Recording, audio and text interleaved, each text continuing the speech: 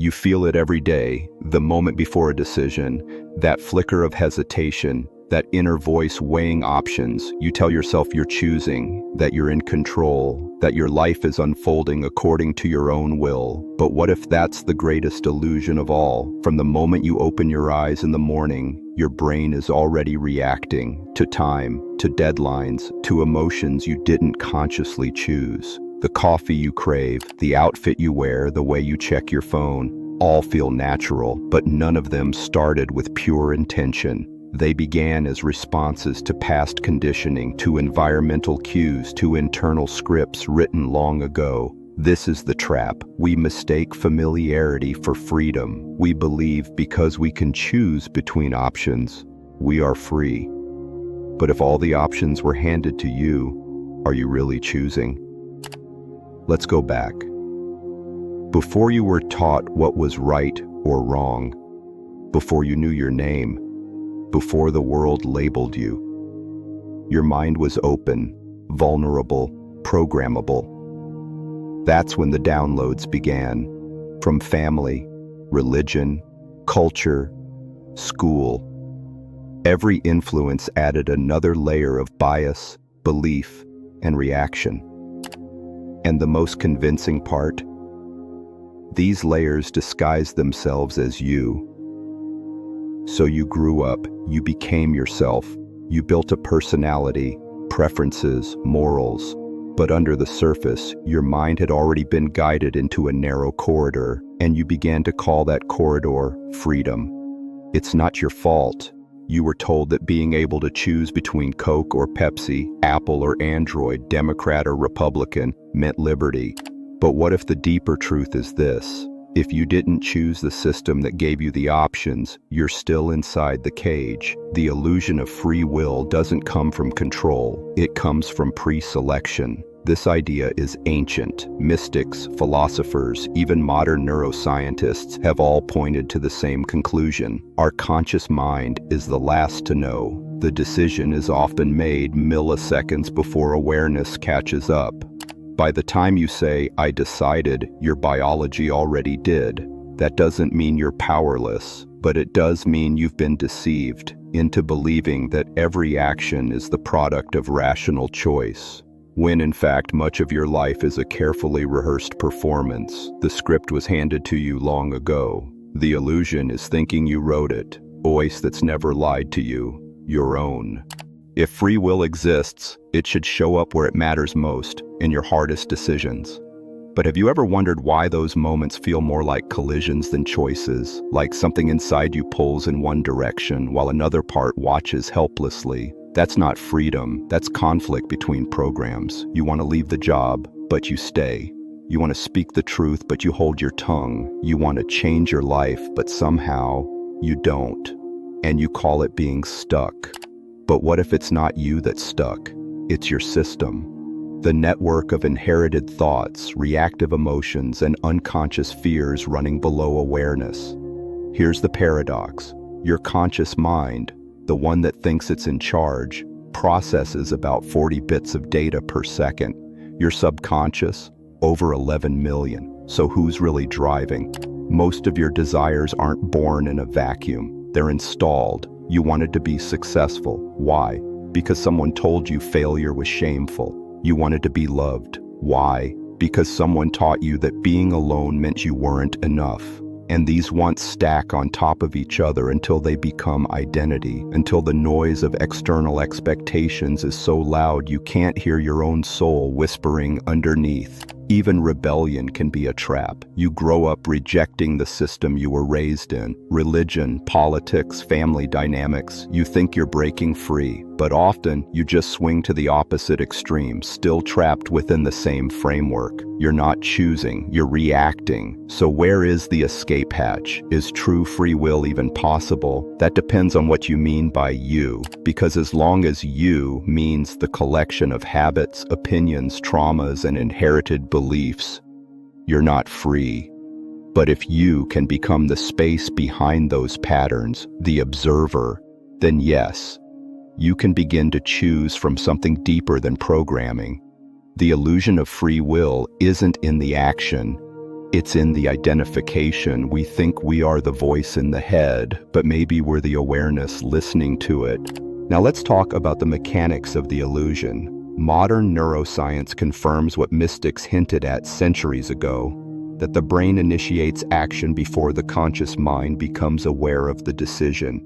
Studies using fMRI scans show that activity in the brain's motor cortex spikes seconds before the person thinks they made a choice. So who or what made that decision?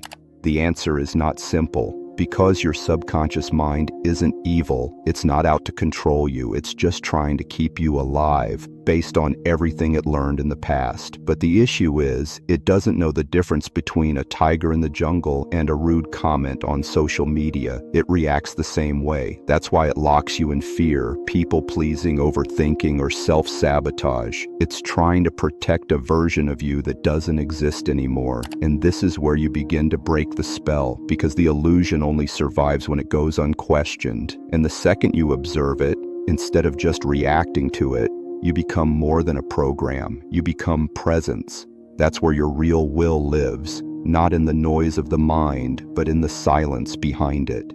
So how do you access this? Not by thinking more, but by watching, by slowing down the moment between impulse and action, by asking in real time, is this mine, or was this given to me? Am I choosing this, or just continuing a loop? Every time you pause like that, you chip away at the illusion. You reclaim a tiny fraction of your will, and over time, those fractions stack.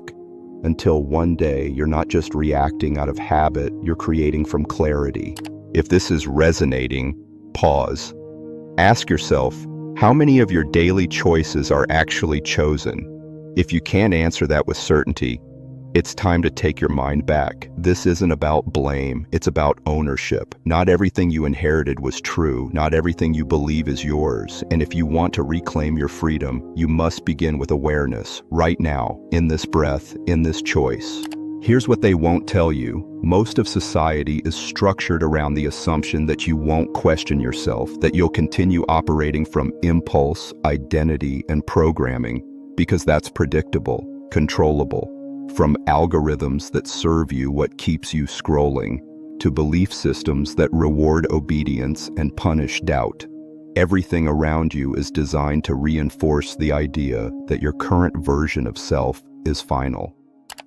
That how you think, react, and desire is just how it is. But what if the self you think you are is just a snapshot? Let's break it down even more. Your preferences are shaped by memory, but memory isn't fact. It's filtered. Every past experience is colored by your emotional state at the time, your expectations, and even your biology. So when you say, I'm just not that kind of person, what you're really saying is, I've lived a pattern so many times, it feels like identity. And that's where the illusion gets sticky. Because the moment you identify with a pattern, you unconsciously protect it, even if it hurts you. You rationalize, you justify, you say, this is just how I am. But what if it's not? What if the self you defend isn't the real you? What if it's the mask the mind built to survive in a world that taught you fear? This isn't philosophy, it's neurology.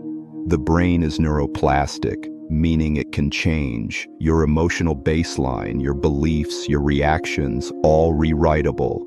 But not by willpower alone, by witnessing, by seeing the mechanism for what it is. A system, a loop, a construct. You don't break a system by fighting it. You break it by noticing it, by choosing something outside of it. The moment you realize, I don't have to respond this way, you've already taken your power back. But be warned, the mind won't let go easily. The illusion of free will is seductive. It tells you that staying the same is safe, that uncertainty is danger. But the real danger is staying asleep. You weren't born to live on autopilot, you were born to wake up. So what does real choice actually feel like? It's not loud, it's not urgent, it doesn't come wrapped in certainty. Real choice feels like stillness, like standing at the edge of two possible realities and recognizing for the first time you don't have to repeat the old one. And that terrifies the conditioned mind, because true freedom demands something most people never practice: responsibility. Not just for your actions, but for the parts of you that chose to stay asleep, for the stories you clung to because they were easier than truth, for the pain you recycled because it gave you an identity. You are not to blame for your programming, but you are responsible for what you do with it now. The good news, you don't have to change everything overnight. You only need to interrupt the loop. Start with the smallest act of rebellion. Say no when you usually say yes. Sit in silence when you want to run. Observe instead of react. And most of all, question every story you've been telling yourself on repeat. The mind will resist. It will whisper, "That's not practical. That's not realistic. That's not you." But who told you what you is supposed to be?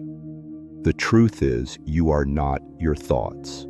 You are the one witnessing them. You are not your fears. You are the space they pass through. And once you start living from that space, even for a few seconds a day, the illusion begins to fracture, not because someone saved you, but because you saw it for yourself. This is where real will is born, not as a weapon, but as awareness, not as control, but as clarity. There comes a moment, quiet, almost unnoticeable, when something shifts. You catch a thought, and instead of following it, you ask, "Where did you come from?" You feel a familiar urge rise, and for the first time, you don't move. You watch, and in that moment, you realize you are no longer asleep. That's not a breakthrough, that's a beginning.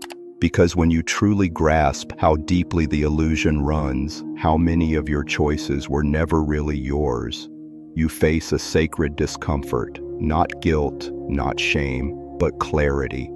A clarity that pierces through the stories, the justifications, the inherited beliefs. And in that clarity, you are reborn, not as a new person, but as the one who finally chose to see. Now the question is, what will you do with that vision? Because awareness alone is not enough. You must practice it, you must protect it, you must live like someone who remembers every single day that freedom is not given, it's reclaimed. So the next time you find yourself falling into a pattern, pause, not to punish, not to resist, but to remember. You are not that pattern. You are the one watching it play out. And the second you remember that, you gain something no system, no screen, no ideology can take from you: the ability to choose, fully awake. That is true free will. Not choosing from a list of options the world gave you, but choosing yourself over and over again.